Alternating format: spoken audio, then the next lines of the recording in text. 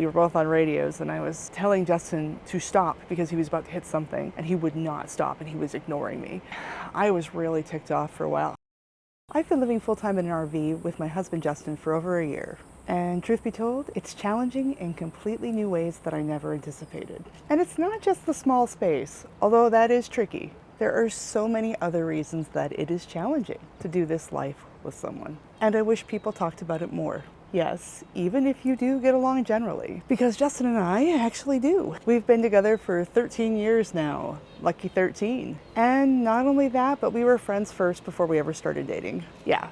You heard me right. We were friends for a whole year before we started dating. So today, I'm going to talk about ways that RVing has tested our relationship, and I'm going to tell a few stories. But I'll also share some strategies at the end of the video about what we've used to make it all go more smoothly. Okay, so the first big challenge with full-time RV living with a partner is those close quarters we talked about. This is the one that everyone thinks about right away, so I'll get it out of the way. It's true, you don't have a lot of room, even in the larger models. Even in a fifth wheel or a Class A bus, one of the big ones, something like that, it's smaller than most houses. And our home, a 32-foot Class C, is certainly a lot smaller than other homes we've lived in. Prior to this, we had a house that was about 1,600 square feet and then an apartment that was about 1,200 square feet. And Justin and I are living in 200 square feet. One of the big things is there aren't a lot of alternate ways to get places. You don't have a bunch of extra hallways. Everything's a straight shot. Now, when it comes to layout of RVs, they do the best they can and they're smart about the space, but it's not like you have a whole bunch of extra ways to get there, ways to go around people. Sometimes you're going right through. It's a constant thing, and the more people you have in your home, the more chaotic it gets. And that leads me to the second challenge, which is your lack of personal space. Now, for us, Justin and I were actually used to being in smaller homes. Like I mentioned before, our house was about 1,600 square feet, but that included a 400 square foot basement. So the 1,200 square foot apartment and the house's living space was pretty close. And in addition, back in 2020, we were in the 1,200 square foot apartment. We didn't leave that apartment for over a year in 2020. We were in complete lockdown. And you know what? We didn't fight much. But that said, that 1,200 square foot apartment was worlds different than our 200 square foot RV. For example, we had a 2-bedroom apartment. So we had our master bedroom that was next to a master bath. Justin had a whole work area that was in our bedroom that was next to some nice bay windows, sit-stand desk. He would work there during the day. I would actually work all the way on the other end of the apartment in the second bedroom, which was my devoted office. It had a door and everything. So there were days where we didn't see each other all day long because he would be working at one end of the apartment and I would be working at the other, and we had doors in the way, and we took breaks, but I had a little bathroom off of my office and he had a bathroom off his, and there was the living room and the kitchen area in the middle that was shared. But if we didn't happen to take our breaks at the same time, we wouldn't see each other, and often we both had headsets on. He was in meetings, I was listening to music and writing or editing something. And so even if we saw each other, we wouldn't speak. It's so different to the RV where we're basically working as far apart as we can. Justin has a devoted office that's towards the back, that's in a cubby that used to be part of our bunk model that we've converted into an office for him. I work towards the front of the rig on the couch or the dinette, usually the couch, and I can see him all day long.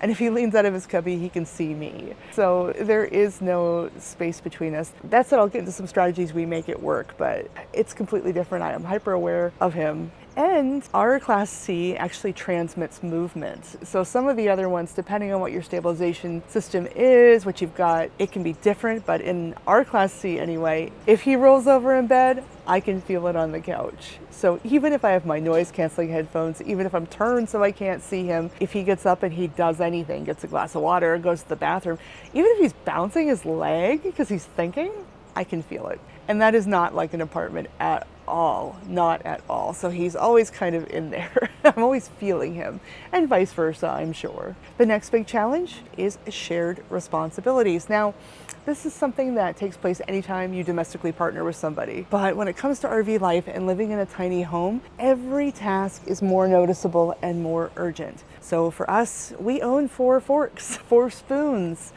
We can't let dishes pile up. Dishes need to be done whenever we use things because we just don't have that many. Similarly, we have a lot less floor space, so the floor gets dirty a lot more quickly, and we need to be cleaning the floor once or twice a day a lot of times. Now, one of the neat things though, the flip side of that is when you live in a tiny home, it's a lot quicker to clean. So I find that 10 minutes of furious cleaning does so much more in the RV than it did back in the apartment or the house we had. But the downside is that you have to be cleaning constantly. You can't let things pile up. There's no place for them to go. It gets grody real fast. And I think one of the unique challenges of trying to clean and keep a place neat and doing your chores when you're sharing that RV with a partner is that your home is so small that things like sweeping the floor, they're suddenly in the way. We're constantly in each other's way. If one of us, if I'm vacuuming or he's sweeping or something, the other person is like, picking up their legs, moving around, having to really think. I'll talk about some strategies about how to deal with that later on, but that's tough. And then if we both want to try to do things and be productive at the same time, it's really hard to do that because you're constantly each other's way. The next way it's challenging is decision making. The constant decision making takes a toll, especially if, like we've been this past year, if you're on the road, you're nomadic, you're traveling a lot, you are constantly making decisions about where to stay, what to do, even what roads to take. It's very easy to get exhausted making these constant decisions. And it's especially easy to get tired of the collaboration process if you're not good at making decisions together, which I think everybody struggles with from time to time, but some couples have a harder time than others making those joint decisions. Another way that doing this as a couple can be challenging is if you have differing comfort levels. So what does this look like? Well, let's say one of you prefers campgrounds that are fancier, have more amenities. One of you likes to rough it more and be in nature more and do things that are more rustic. There could be a lot of tension surrounding that. And similarly, if you are different in levels of adventurousness, that can take a toll when you're talking about activities, especially because on the road, a lot of times your partner becomes your best friend if they're not already. And this is the person you're going to be doing a lot with. You don't have your fishing buddies necessarily that you had back home, or your girls from girls' night. So if you don't like to do some of the same things, it can be really, really tough when you're on the road. And finally, RV life can be very stressful. There's a ton of problem solving that you have to do under stress. Famously, RVs break a lot. We've done a lot of repairs personally. We have entire videos on it, on what's broken on our RV so far, and some videos of us fixing things, which I will link below. But mechanical issues, even navigational problems, it can be very stressful doing this. And that stress will bring out the worst in you. And it can really challenge even couples who typically get along in sticks and bricks. Trust me, I know, I've been there. On camera. Okay, so those are the challenges. Now, I want to go into some of what you can do about it and some strategies that we've personally employed that have been wonderful and tell you a few stories about it. When it comes to close quarters and lack of personal space, which is a biggie, we found it helpful to create some boundaries. So what does this look like in an RV? Well, you establish designated personal time and spaces, even if it's just one corner of the RV. So for example, Justin pretty much has the run of our bunk office. He graciously lets me store things there, and I typically will stow my laptop when we're traveling and various stuff in that area. But for the most part, I try to let him have that area for it to be his and for him to have it as he likes so that he has a bit of personal space and personal room. Similarly, next to my side of the bed, I have this cubby area in my nightstand that's pretty cool, and I legit put whatever I want in there. One of these days, we'll be cleaning it out or something, put the RV in storage. Justin's gonna be like, why is there a rubber chicken in here? There's not a rubber chicken in there, but there could be. No, I have some stuff I'm keeping that's sentimental. My favorite purse broke while we were on the road. It finally broke after many years of use, and I got a new purse, but I wasn't sure about it. So instead of throwing out my old purse or having it out in our common area, because there's really no place for clutter out there, I shoved it in my cubby for a long time, just in case the other one broke. So there's stuff like that where it would be kind of weird. I mean, this would be normal, right? Like if you had a house, if you had a bunch of room, if you weren't constantly packing everything in and up to go, you would have flow space like this, but we don't have a lot of extra space, so things like that are really helpful for me. In addition, in one of the drawers, I have this collection of spices. that are an indulgence of mine that I use when I cook that I really don't have room for, but it's just kind of shoved in one area. It's also really important to respect alone time. So you need to be able to ask for space and honor it. If I want to go for a walk and I want to go alone, Justin knows to let me go alone and have my cool down. Same for drives, same for bike rides. There's all these different ways you can leave your RV. A lot of RV parks also have common spaces. For example, I tend to be the one who does the laundry, so I will go do laundry and I will either hang out in the laundry room or an outdoor lounge or go for a walk or do something, even if I'm still working, to kind of give myself some me time during the day, which I really, really like. And one thing that we use to our advantage is time and staggering our schedules. So we have different jobs. We both work full time.